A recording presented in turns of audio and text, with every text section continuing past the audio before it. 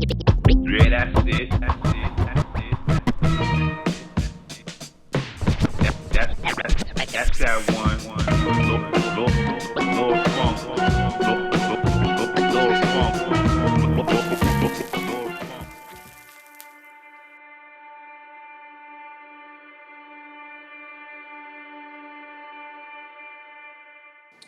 First things first, just want to say welcome to Inhale Exhale. Welcome to the penthouse.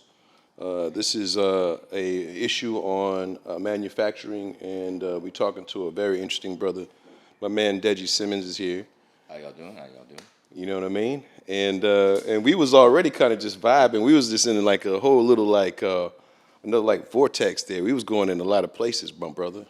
Yeah. And Yeah. and it's funny is out of all the people that has been on the show, I don't know you as much as I know the other guys, and we have a unique relationship because you just packaged up all the products for my True line, and I didn't necessarily know how that works, and so part of the show is we're sharing information, we're inhaling, exhaling cannabis, sharing information.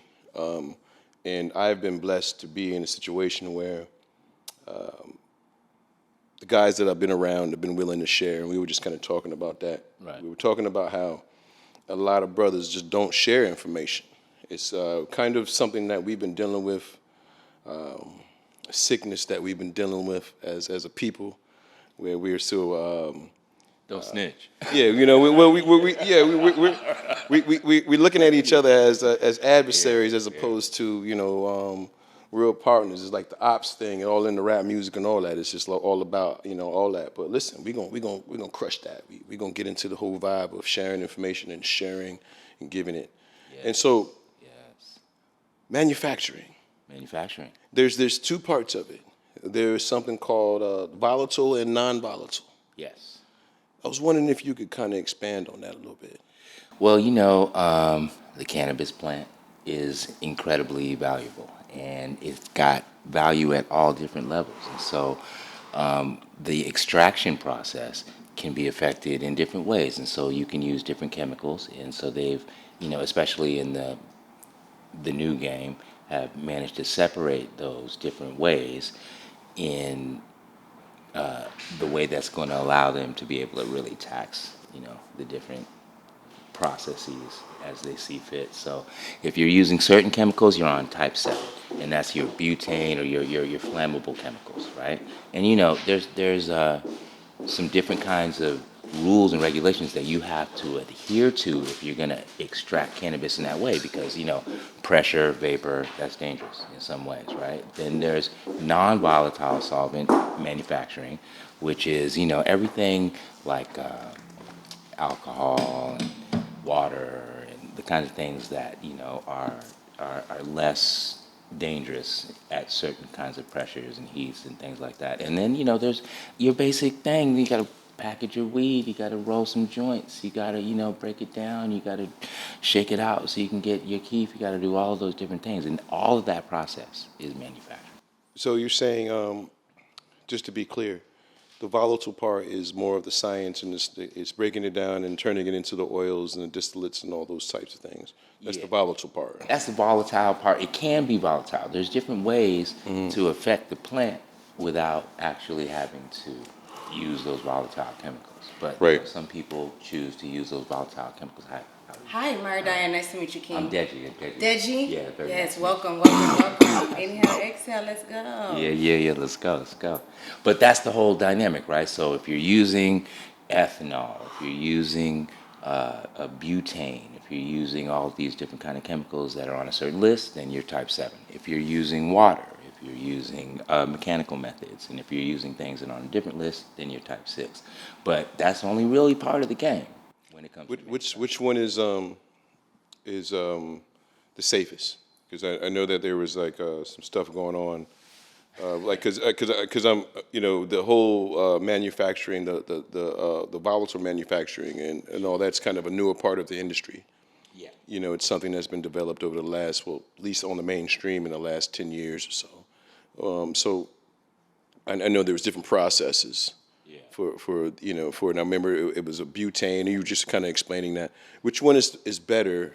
And I remember they were saying that some of them were like risky, like they had all kinds of explosions and stuff. From Yeah, I think better is relative, to the kind of product that you're trying to produce. So for me, for the things that we create, I'm all about organic. So I'm trying to stay away Hey from the now. things that are like, Okay. dangerous and, require special permits in order to be under pressure and be heated and that kind of shit. And so there's products out there though that people love. People absolutely,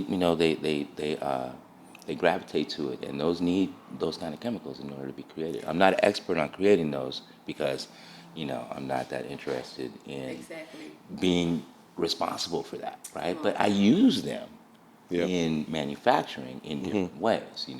So that's an important aspect of how I have to approach it. Like, okay, do I really want to be responsible for driving, or do I just want to sit in the back and get to where I'm going?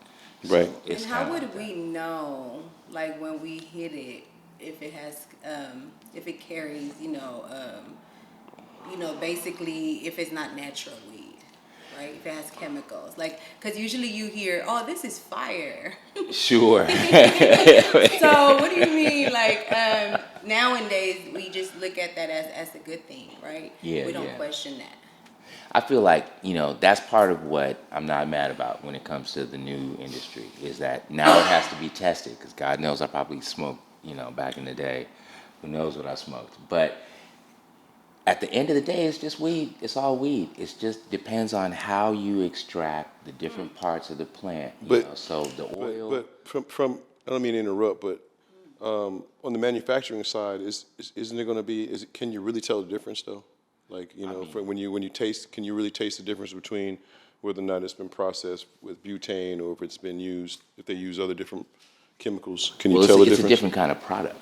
So it depends. Like for instance, my brother Taryn from Oakland Extracts, they use a certain kind of process to make their resin. Right. And then my brother Sheldon from Fully Melted, he makes a different kind of product from rosin, and they both use pressure. You can totally tell the difference, but they're both delicious, and they're both essentially super clean at the end of the process. They're all pure, and it's not like they're adding those volatile chemicals. It's more like they're using it to extract different parts of the plant from itself. And if you do it right, it's clean. We were just saying, people love dabbing. People love all that kind of shit. And so that, without manufacturing, then that part of the process would be a lot more difficult. I mean, you can get those products out of the plant if you take the time, right?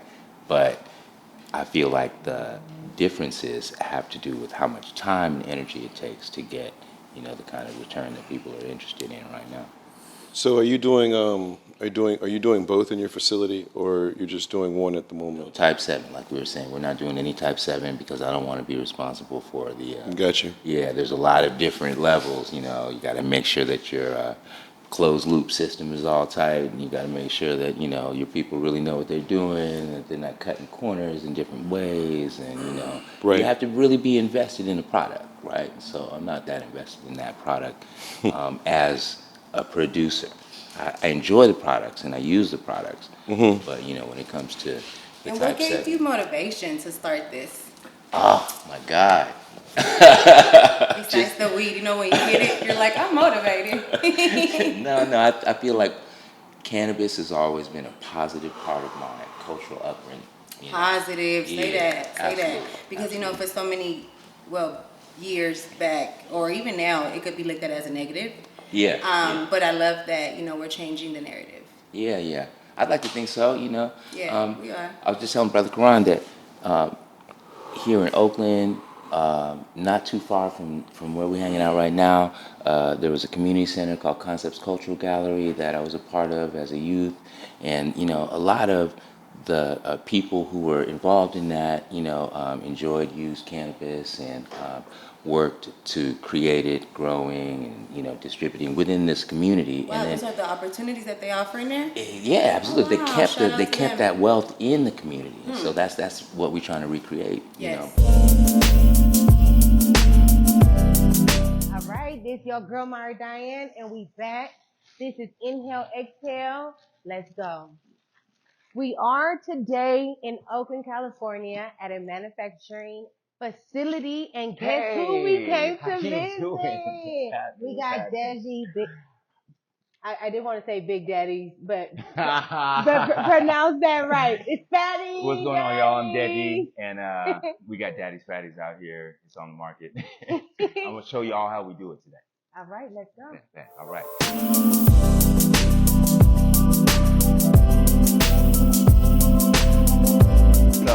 So we have different sections, right? Okay, We have different thank sections. you. So in here, we basically roll big, fat, amazing joints. And so Okay, we Daddy Fatty. break down all of the weed in this machine here. This is a Futurolo grinder. All comes out the bottom in a nice fluffy way. It makes it all perfect just to go into our joints. We use this machine right here full of dry ice. Okay. And then we can actually have it tumble and it creates kief from the flower. So we can use every single part of the plant. Sounds That's what yummy we try to work already. out here. Definitely. And so this is a oven because we also make these kief wafers out of the kief that comes out of that machine after we tumble and we separate what we want from the flour. And then in the end, we sit here and we roll them all in this pretty amazing Futurolo knock box, Futurolo. you know, and That's that the future. basically that's what everybody uses. There's a lot of different kind of things out there, but that just makes it easier. You know, right? And then we say we come over here, and this Come is where over we get the here, rolling. we finish the joints, you know. Yes. Basically, after they come out of the Futurolo, they look like, you know, pretty good, but they have to be twisted, packed, and turned down, and then they end up looking like these right here. Right? So we come over here, you know, we package and label after we get them in their containers. Okay. And then, the big reveal. So there we go. After they're packaged and labeled, they have the right stickers on them and everything. We can get the Daddy's Fatties. Look at that, on. Daddy's Fatties. Absolutely. There you have it. Daddy's Fatties at its finest. We are here live and direct. Smoke that shit. We smoke. We're number one church in the represent. No, okay. It's okay. It's okay. Shout out to you, Daddy's Fatties. Where can we find you? Do you want to give more information? Yeah. You know, you can find us at Rooted 510. You can find us on the Equity Network. We just you can find us at True Delivery. And you can find me at Daddy's Fatties 420. Hey, so you could definitely find us at all those places. Thank you so much, Daddy, for your time. Much. And thank you for having me. Fatties. Inhale, exhale, let's go. Yeah, let's go. Let's go back a little bit because when we were talking earlier, you were telling me a little bit about your backstory. You were telling me a little bit about where you came from. Let's go back there a little bit. I'm from New York.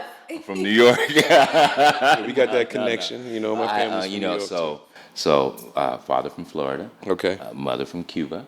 Born in New York. Brought out here, young as a youth. Spanish? Yeah. Let's go, negrito. Yo hablo español. Okay. Pero, okay. Anyway. You don't have to do a Spanish edition. All right, so shout out to Florida and Cuba. Yeah, absolutely. And, really shout out to the Bay because I've been here going to school for a long time. I've been part of this community. And even the Afro-Cuban music community here in the Bay, like Carnaval San Francisco and all the little clubs and stuff. We used to play But like Yoshis, you said, let's take it back. You said New York now. Those are the roots. Those are the roots, definitely. But you were saying you got here when you were just a kid, so New York was kind of like a distant past.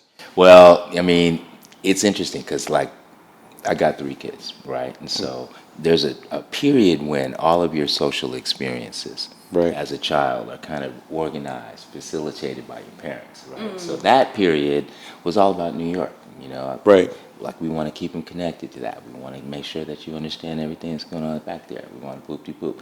But then as I, developed more friendships and connections here in the Bay and got a little bit older, it means a little bit more independence, right? So I can facilitate them.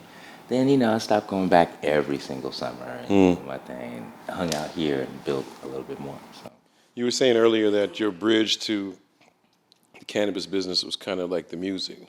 You know, you say you were telling me about the studio you had that had the grow house upstairs. Tell them a little bit about that, man.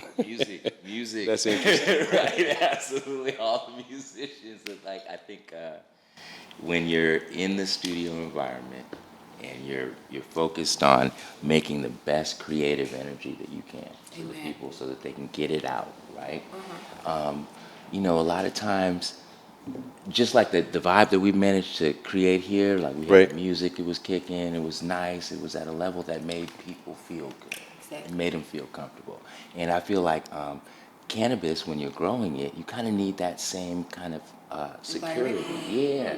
So it was a good mix, right? Yep. So I had a space where we were growing during 215. And, you know, it was a small grow, but it was really, really high quality product, all organic product. And it made it available, the other side, the music side.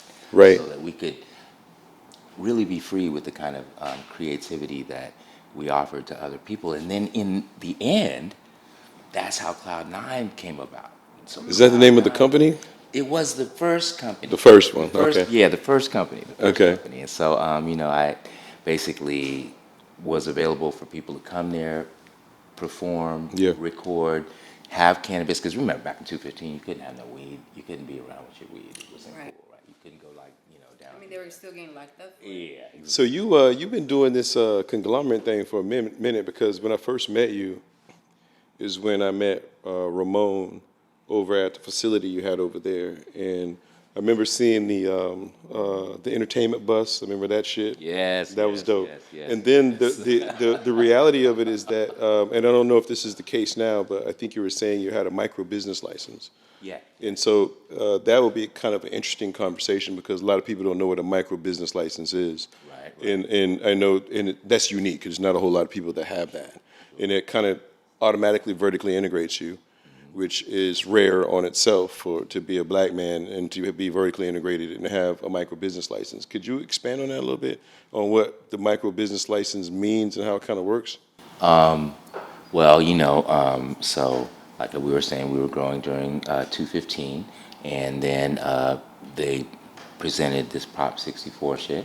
And what they basically organized in Prop 64 was that they were going to separate all the various activities that were involved in just selling your weed, and they were going to call it different licenses. And Right. so, cultivation, manufacturing, delivery, distribution, retailing, right? So those are things that people just did. So now you have to go and get a certain kind of license organized on the types of things that you're planning to do. And that's where the micro business idea comes in. Right. So we have the authorization to distribute, cultivate, and manufacture. Wow. And so with those activities, we can grow some weed, extract or create whatever type of products. But that's just on one license though, right? That's on one license. And that's what's so unique about it. Well, the thing is that it's got restrictions, you know, but Yeah. that's the thing, man. You know, they've been manipulating this law in a way. We were talking about that earlier too, right? So the micro business reality is being manipulated. It's organized to allow brothers to, you know, or, you know, not really brothers, but people to get into the business and be vertically integrated in a way that they Right. can grow and sell their own product. But it's being manipulated by the corporations that are flooding the market because they have several.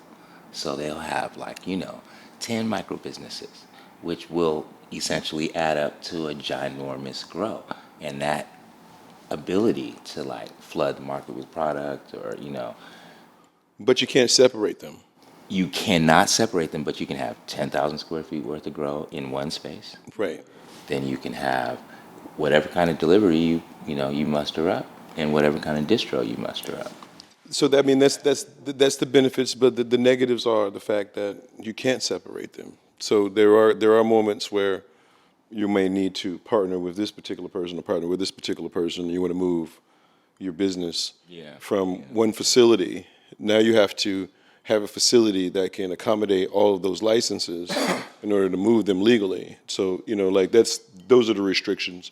I'm not saying don't do it. I'm saying, but understand that with everything, there's some good and some bad with everything. You know, especially with cannabis. You know what I mean? Especially with cannabis. You know, 'cause there's, you know, and we were just talking about earlier how you have to literally have two different mindsets when you're dealing with cannabis, right? We're talking about how you had the regular, you know, grind mindset, but then you have to have the politics and bureaucracy mindset in order to be able to deal with the licensing cannabis side, and that's what a lot of us don't have. We'll have the hustle side, right? We've been hustling for years. We know how to get money, right? But when it gets time to like dealing with all the like the bullshit we have to go through in order to get money from people, like the state and the city, right?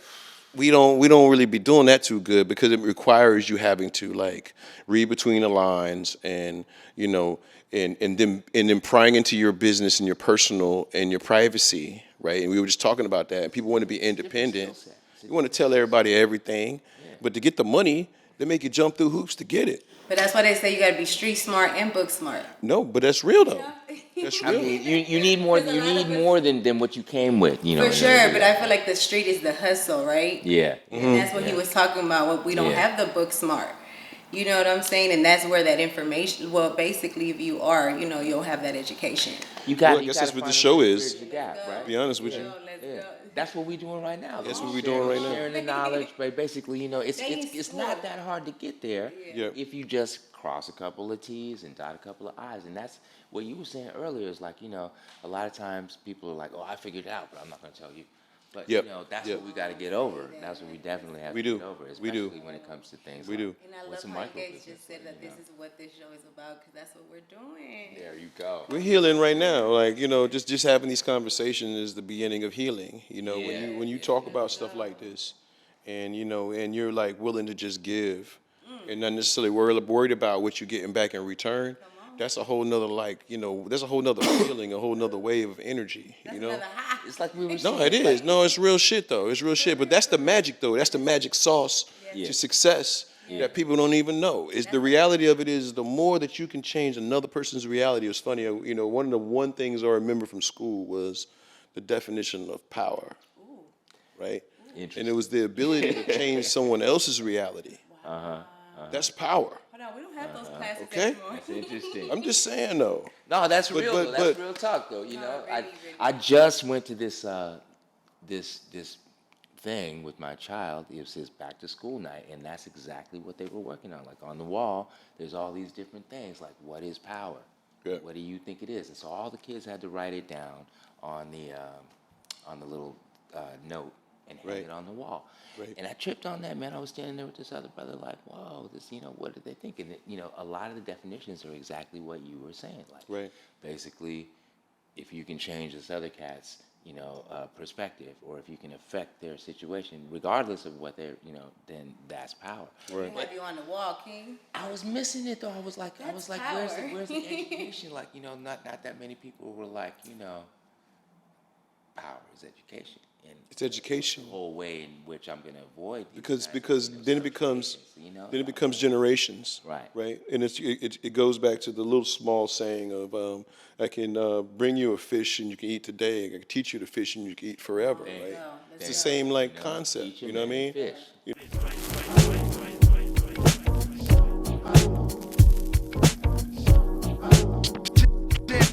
Jam like a tech with correct techniques. Vocabulary spills, I'm ill. On the next episode of Inhale, Exhale, we have a conversation with Alicia Holcomb as she breaks down manufacturing.